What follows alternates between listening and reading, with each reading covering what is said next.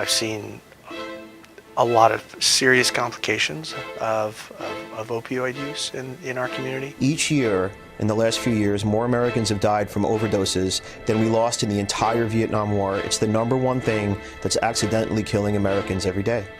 An epidemic that is sweeping our country and sweeping the state of Vermont.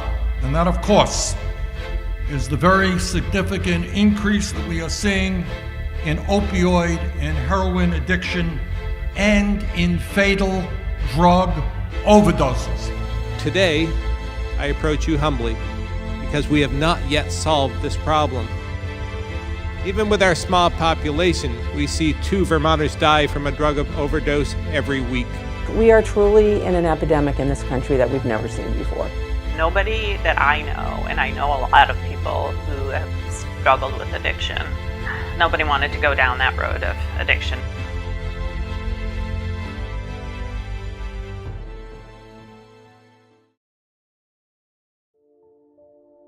The hardest thing for me has been witnessing the direct impact this epidemic has had on the members of our community, both its victims and the families of its victims.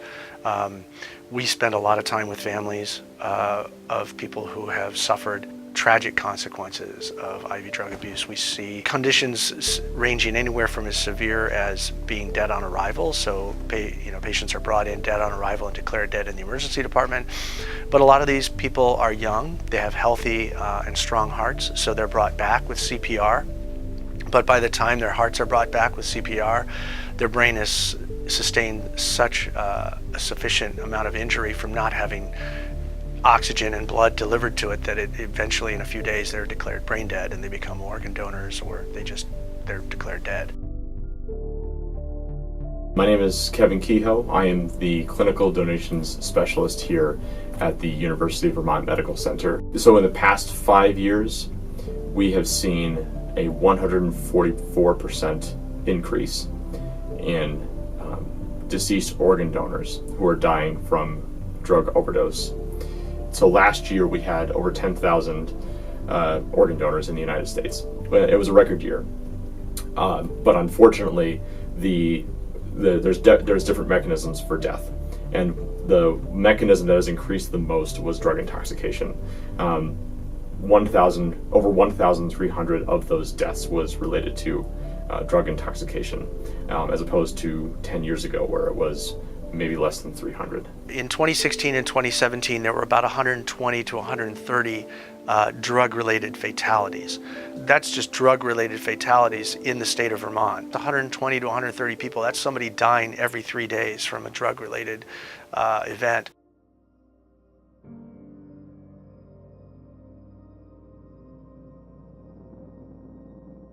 So our son Sean was born in 1990. He was born in the Buffalo area. We actually moved from Buffalo because we actually had a family with some addiction issues, and we thought, well, I was starting residency here at UVM, and we thought, it'd be good for him to be, in a more healthy area. We thought of Vermont as being, a place with a lot of outdoor activity and a lot of fun things to do, and not a lot of drinking like at parties and stuff like that. So we felt that was a pretty good, safe place to raise children. From an early age, Sean really liked music and poetry. He was, I'm not sure where he got it from, but he was a pretty big writer. He wrote a lot. This was a cute Cosmos poem that Sean wrote a lot. Into the cosmos we shoot away, and then back to earth we come to play. Armed with passion, armed with joy, we come to ration but seem to destroy.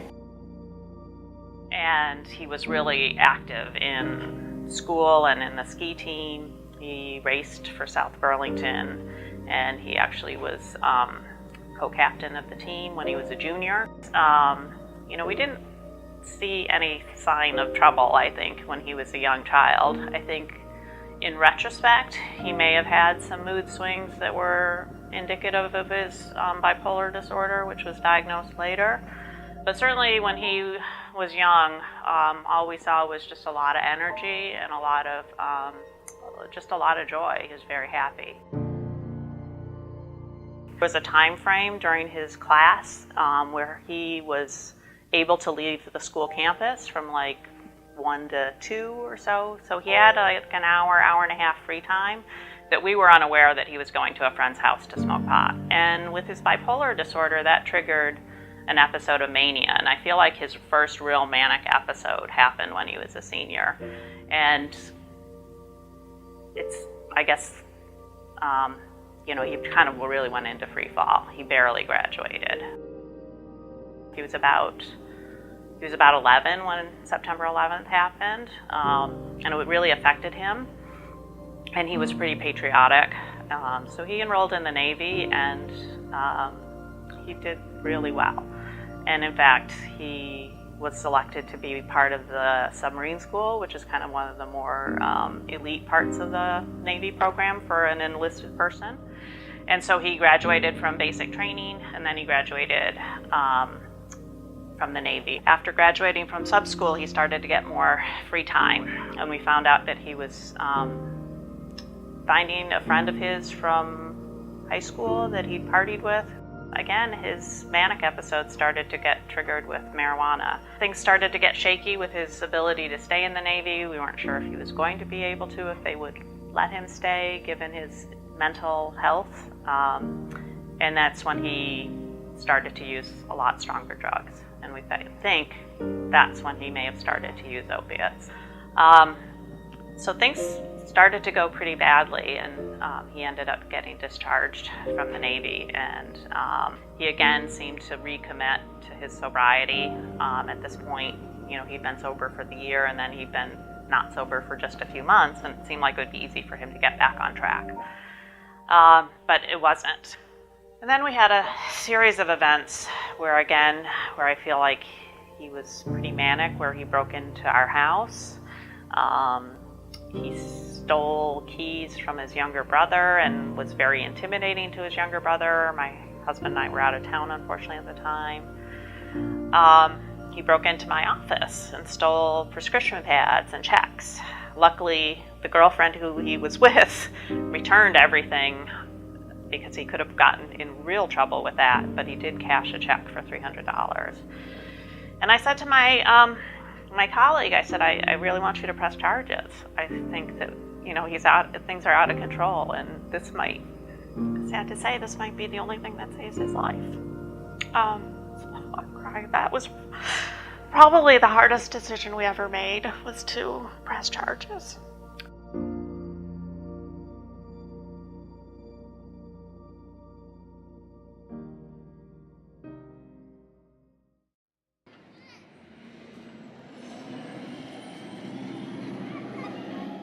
So my name's Jackie Corbley. I'm the Opiate Policy Manager for the City of Burlington.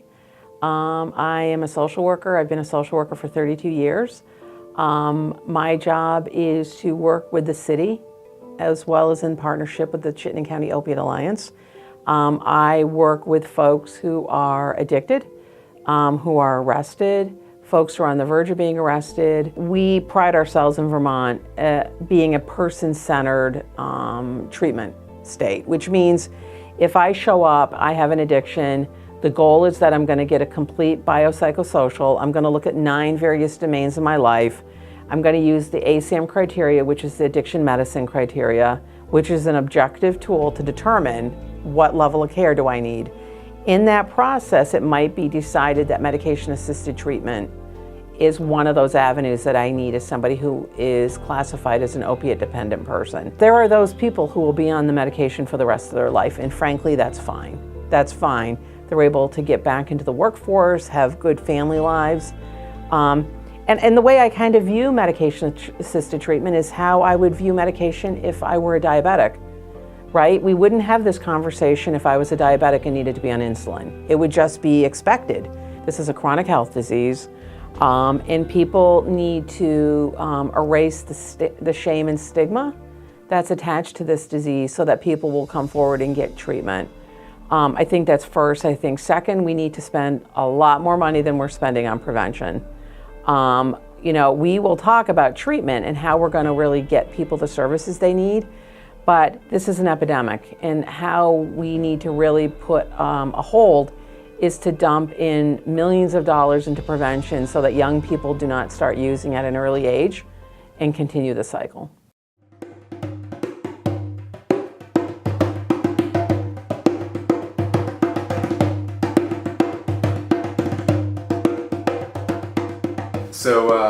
So when I was in high school, I got into some trouble freshman year selling weed, and I got kicked out of high school, and that was like the only strike I had.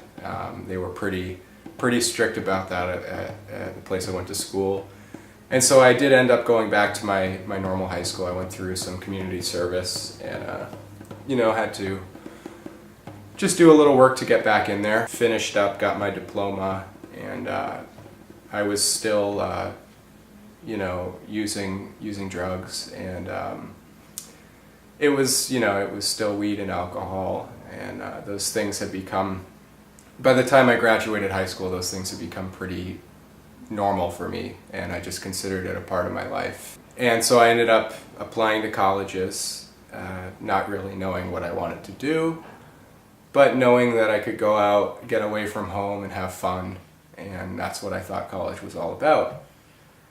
And so I ended up going to college here in Vermont, and that was a struggle for me. I had a lot of trouble trying to fit in.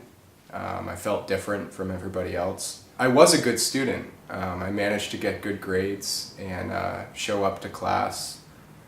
But when it came to the social scene and partying, I always felt like not included or not part of the bunch. Once you get started in this kind of experimental behavior, be it vaping, smoking cigarettes, smoking marijuana, it tends to push you into clusters of other people that are doing the same things. And it's in these kind of small cliques or clusters of users and experimenters that people bring new substances to the group for experimentations. When you're a teenager, you do think you're invincible. You do think it will happen to other people. And let's be honest, a lot of your peers are getting the message that marijuana is okay. It's not as bad as opiates. You're not going to become addicted.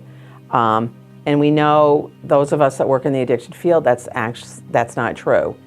I struggle with that. As somebody who has 2 teenage boys, what message could they get to know that if they embark on nicotine or marijuana, where this could potentially lead? There is a lot of evidence that shows that once you start doing something like vaping or smoking marijuana, that there's an increased likelihood that you'll also try harder drugs like heroin or cocaine, drugs that are clearly destructive. Experimentation's in the nature of human beings. We all want to try alcohol, we want to try different music, we want to try different sports, we want to have different boyfriends and girlfriends and partners. It's the inclination to try new things is a natural human inclination. It just goes astray when we start something that we lose control over, right? And one of the things to understand about heroin and fentanyl and all these opioids is they start as a choice where you think, hey, I'm young and I'm in great shape and I have a good peer group and good friends and I want, or not, right? I'm lonely or whatever, but I want to try this, right? Because it makes me feel really good and it takes my cares away.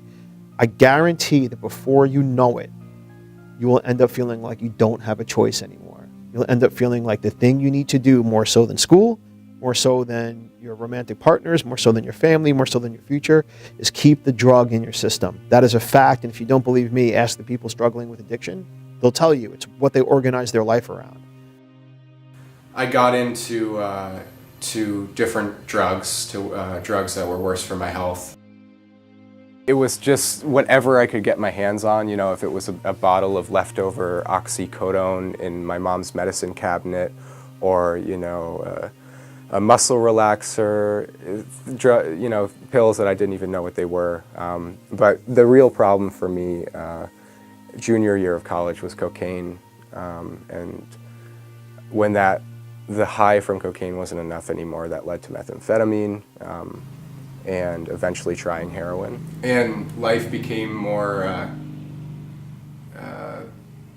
isolated for me, and I use that word a lot because addiction comes with isolation. I think addiction is a disease of aloneness, and that feeling inside that we're not good enough, or we don't compare to the high functioning, successful people of society, that really gets ingrained inside you when you're in active addiction. And based on your behaviors, whether it's drinking or needles, that type of behavior definitely keeps you at a distance from society, and it's kind of an alternate reality. I was so desperate that I needed to get help, and so I really consider myself blessed to have gotten to that point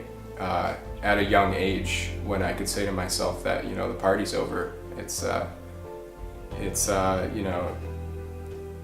like looking at yourself in the mirror and not understanding what's there, and like not being able to reconcile who you are or who you've become. That's basically what I was feeling, and I was just so sick of that feeling. Here I am, a little over 2 years sober, and I just finished my master's degree in medical science. I'm a drummer in a church band.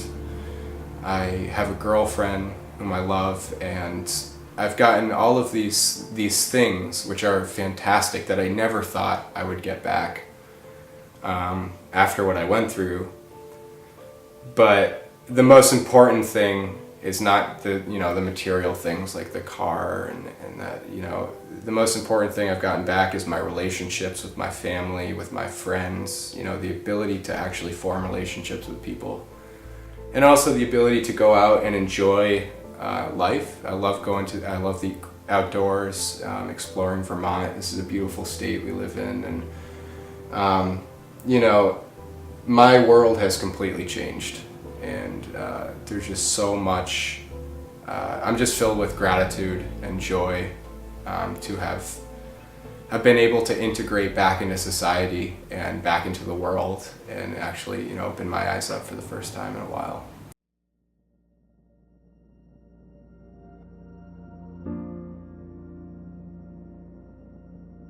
We offered for him to go to California again, or to Minnesota for a long-term rehab.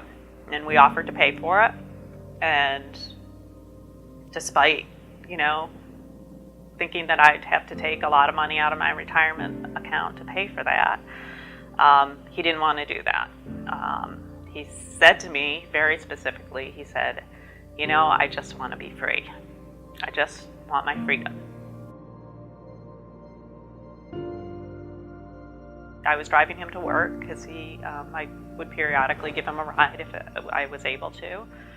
And he got a little teary in the car. And again, he said, it's just really hard. It's really hard not to drink. It's really hard not to use. And I said, well, this job I know it's important to you, but your whole life is more important. And again, he didn't want it to go to treatment. And, the weekend before he overdosed, we thought maybe something was up. His cousin was in town, my niece, and we had made plans to get together. I didn't hear from him, and that wasn't that unusual. But I did hear from him the day before he died, and he sounded good.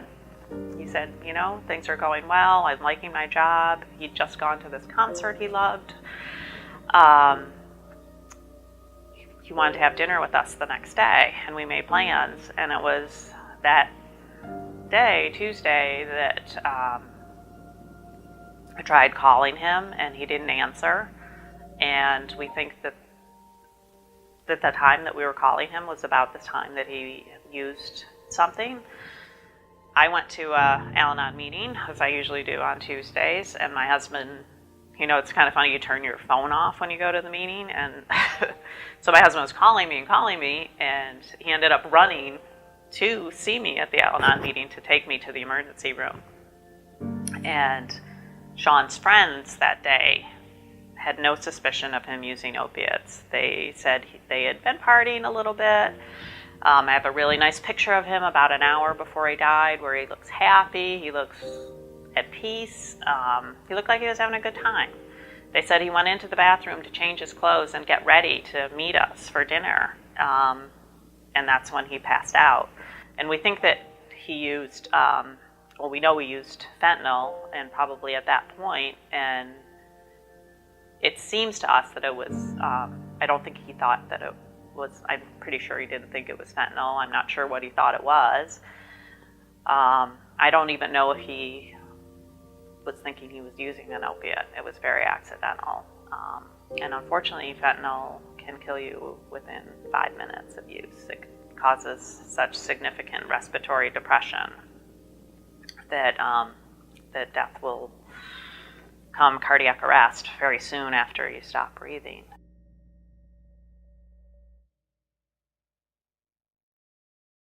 Two years ago, we had people primarily overdosing on heroin. Now we have people overdosing on fentanyl, which is 50 to 100 times stronger than heroin. We have seen fentanyl laced in marijuana, as well as laced within heroin, and we've lost more people. Fentanyl is just a super potent opioid.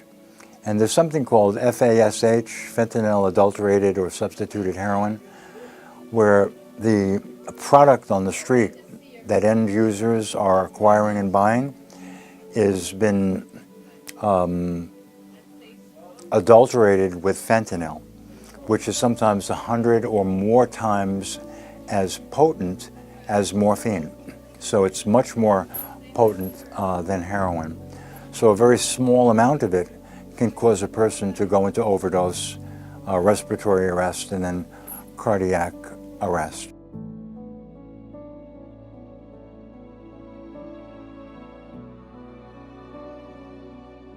The entrepreneurs, most of the fentanyl in America today comes from China. The entrepreneurs, like the very high-level dealers and then the mid-level dealers, they don't, again, they don't care about human life. They just care about profit.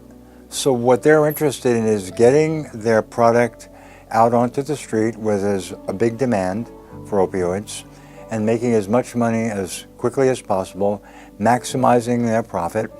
And what we're seeing in America is a rash of overdose deaths, specifically attributable to opioids. In 2016, there were 62,000 deaths attributable to drug overdoses. 42,000 of them, or 2/3 of them, were specifically attributable to opioids. 20,000, more than half, were attributable to fentanyl and the fentanyl analogs. Fentanyl is in Vermont. You can't really, I've spoken with undercover agents in Vermont. There really is no heroin that's pure heroin left in Vermont. There's all heroin adulterated with fentanyl. Sometimes the overdose is immediate. We need to remind young people that like the consequences that aren't right in front of their face are the consequences that they will be facing down the road. And one of the things that's important to remember about heroin use is that what seems like a choice today will not be a choice tomorrow. That's how this drug is designed to work. It's very, very effective at that. And when you start using opioids with any frequency, even if at all, even the first dose, whether it's fentanyl or heroin, you're down the road to just giving up choices about your life for years or for good. And that's a guarantee. I've watched families sit at the bedside of their children who they know are basically gone, reading to them for the last time before they say goodbye. I think when kids experiment with this, they're thinking that it's their body, they should choose or should be able to choose what they do with it. And to some extent that's true, but there is a responsibility to hold to the families and the people that they love, because it's the people that they leave behind that are so tragically affected by this. I think I'm on a couple advocacy groups that our goals are to try and change the stigma of addiction, to realize it can happen. It knows no like race or income. It happens to everybody, and there's about 10% of the population that can be affected by addiction, and it doesn't matter where you grew up or how much your family cares about you. It can take over your life and be fatal. And I don't think that people understand when you take those medications or substances that you might feel good for a while, but pretty soon that emptiness that you have inside of you is going to return, and that no substance can fix that for you. That's something that you have to fix on your own, and there's a lot of help available out there if you need it. But I feel as a society we're struggling with empowering our children to be healthy. Sean had something inside of him that felt empty, and he filled that with initially just smoking pot. Something that seems like it's no big deal, but it quickly went down another path, and it took away all his hopes and dreams.